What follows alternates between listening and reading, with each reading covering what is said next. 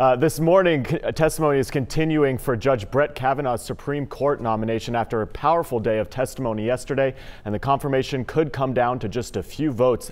Angelica Alvarez has more on the emotionally charged hearing and what's next.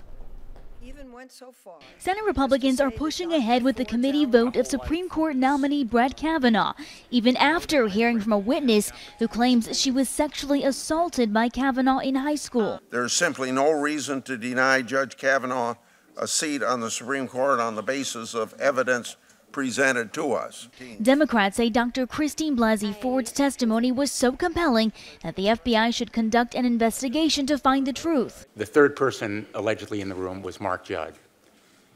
Evidently, he has never been interviewed by the FBI. Some left the room in protest after the chairman refused a motion to subpoena more witnesses to testify before the committee. I'm not going to participate in this charade anymore. Why are they so desperate to get this person on the court without a proper investigation?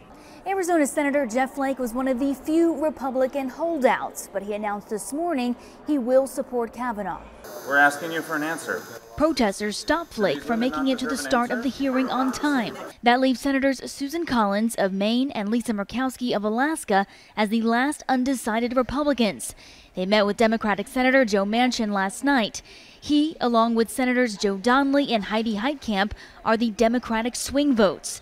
All three are up for re-election in states where President Trump won by large margins in 2016. You should be confirmed. Confident at this moment you have the vote? Yeah, we're confident that we're going to get there. Majority Leader Mitch McConnell has scheduled a procedural vote on Kavanaugh's confirmation for tomorrow, which sets up a final vote for Tuesday.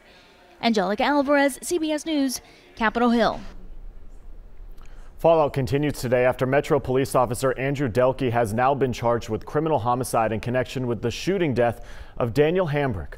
On July 26, investigators say Delkey shot and killed Hambrick while he was running away from him near the corner of Joe Johnson Avenue and 17th Avenue. The district attorney requested the arrest warrant, which was granted yesterday. Andrew Delkey's attorney says there is more evidence that needs to come out, showing that the police officer was simply doing his job. Delkey was decommissioned by Metro Police yesterday.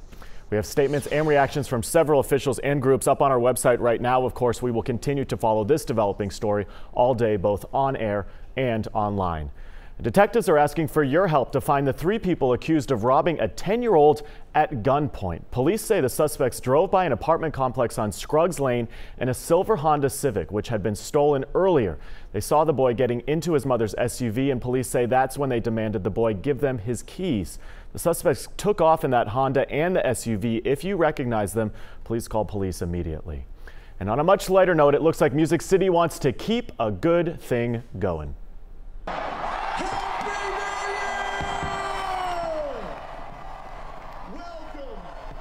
Keith Urban will be back for a third year in a row to headline Nashville's New Year's Eve celebration. The Convention and Visitors Corp met with Urban 3 years ago and said they wanted him to host a party as if they were their very own Dick Clark or Ryan Seacrest.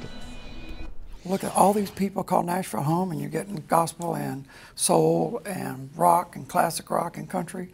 So it sets the brand apart.